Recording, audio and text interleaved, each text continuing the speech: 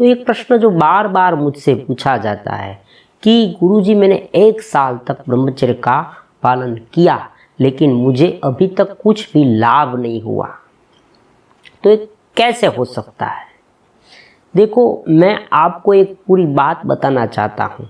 यह ब्रह्मचर्य जो है, सेलिबसी है, वो एक कंप्लीटली विकास यात्रा है, डेवलपमेंट जर्नी। वो हमारे माइंड के स्तर पर हो, हमारे शरीर के स्तर पर हो, प्रज्ञा के स्तर पर हो, चेतना को ऊपर उठाने के लेवल पर हो, कोई भी हो सकती है। कोई भी स्तर पर, सभी स्तर पर वो हमें आगे ले जाती है। इसमें आपको दिनचर्या का भी पालन करना होगा और आपको दूसरी जो बात है वो कुछ ये भी रखना होगा, उनके आधार पर आपको चलना होगा। क्योंकि यहाँ क्या होता है कि हम ये मान लेते हैं कि मुझे बीमारी है, ब्रह्मचर्य का पालन करने से कंप्लीटली मेरी जो बीमारी है वो दूर हो जाएगी। अब ये जो बीमारी है उनका जो रीज़न है वो अगर ब्रह्मचर्य नाश नहीं है तो आपको उसमें थोड़ी रिलीफ मिल सकती है, लेकिन कंप्लीटली जो बीमारी आपकी दूर हो जाए ऐसा नहीं हो सकता। मैं आपको एक एग्जाम्पल देता हूँ। मान लीजिए किसी को बहुत बड़ी व्याधि है, बहुत बड़ी व्याधि, उनको कुछ न्यूरॉन्स में प्रॉब्लम्स है और ये जो प्रॉब्लम है वो जन्मजात है, बाय बर्थ। और ये जो व्याधि उसमें लगी है वो ब्रह्मचर्य से नहीं है, मतलब कि ब्रह्मचर्य के नाश से उनको ये व्याधि नहीं लगी। सामान्य जो रूप से ब्रह्मचर्य का नाश जो व्यक्ति करता है, नवयुवान, उनको काफ़ी सारी बीमारियां अलग अलग प्रकार की होती है। शरीर में अधिकतर प्रकार वीकनेस आ जाती है, हड्डियां कमज़ोर हो जाती है, थकान सी महसूस होने लगती है, उसे कुछ अच्छा नहीं लगता, बार बार उनका जो मन है दूसरी दिशा में भटकता रहता है। तो ये सब होता है, लेकिन वो उन लोगों को होता है जो असामान्य रूप से ब्रह्मचर्य का नाश करता है। आप ये बात क्यों भूल जाते हैं कि जो माइंड आपका है, जो मन है, जो चित्त है, वो आपका शुद्ध होता है, आनंद मिलता है, आपका जो फोकस है ना। इसीलिए मैंने 3 बातें यहाँ पर रखी है। योग, अध्यात्म, ब्रह्मचर्य आदि जो है वो एक बात है।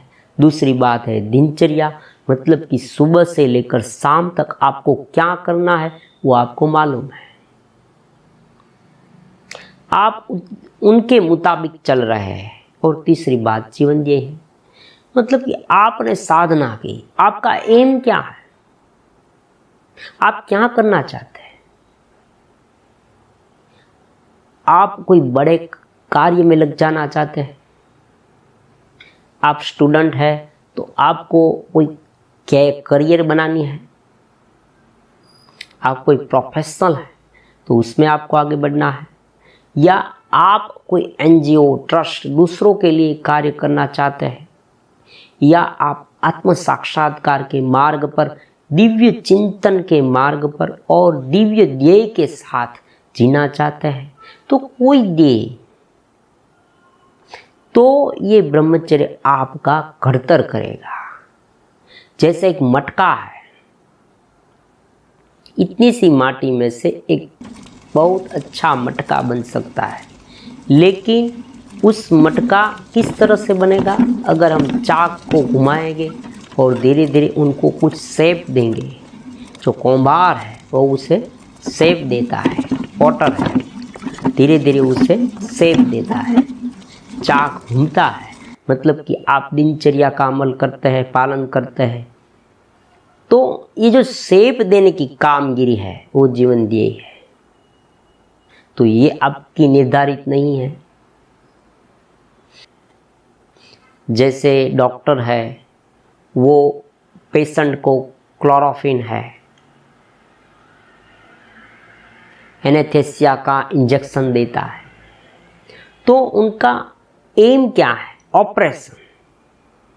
मान लीजिए एनेस्थीसिया का इंजेक्शन दे दे और डॉक्टर उनके पास बैठ जाए, कुछ ना करे, तो उनका क्या मतलब? तो आपने जो शक्ति आपकी है वो शक्ति दूसरे मार्ग पर चली जाती थी, वो आपको अब मालूम हुआ।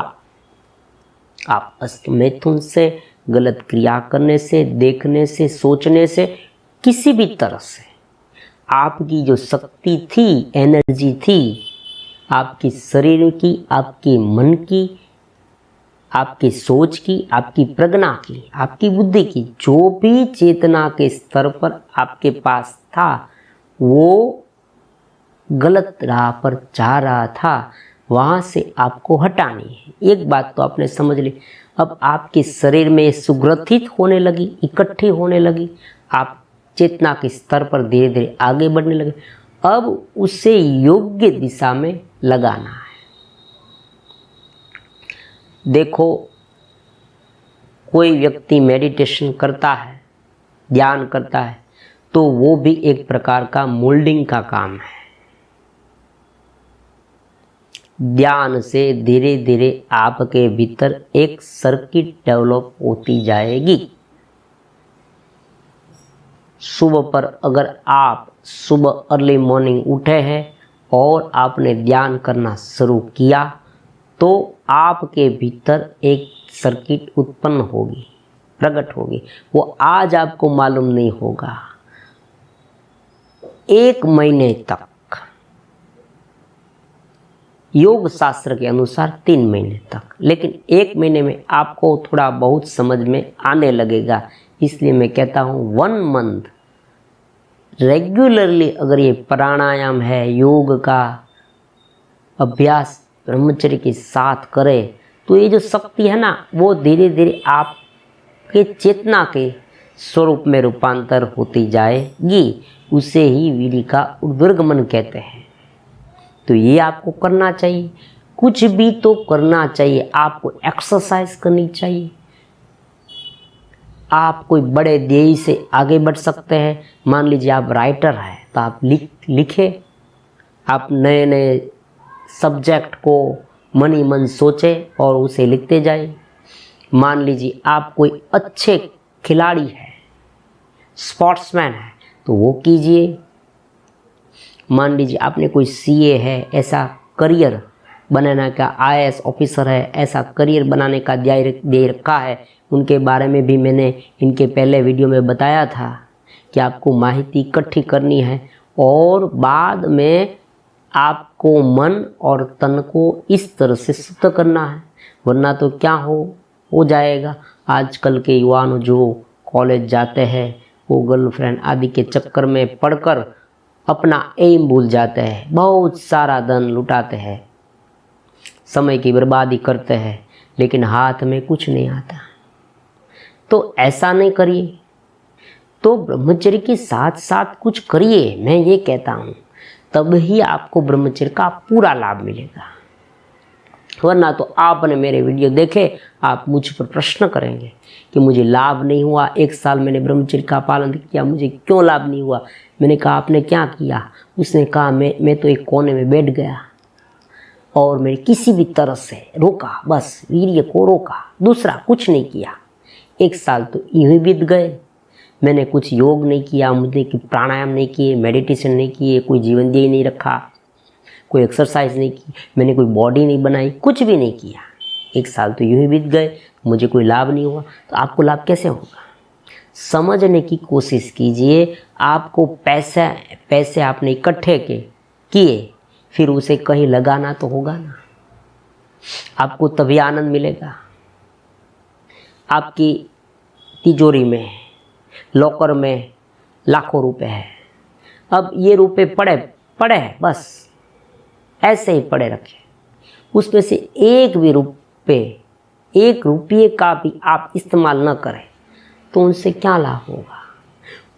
तो ब्रह्मचर्य से जो आपको प्रज्ञा के लेवल पर, चेतना के लेवल पर, शारीरिक स्तर पर जो शक्ति मिलती है मतलब आपके पास थी, उत्पन्न होती थी, लेकिन आज तक आप उसे व्यर्थ दिशा में गवा देते थे। वो इकट्ठी हुई तो उस शक्ति को कहीं पर लगाए, इनसे आपको दो फायदा होगा। एक बात है, आपका जो मन है ना वो इधर उधर भटकेगा नहीं, क्योंकि आपके पास ये है, आपके पास समय ही नहीं ऐसा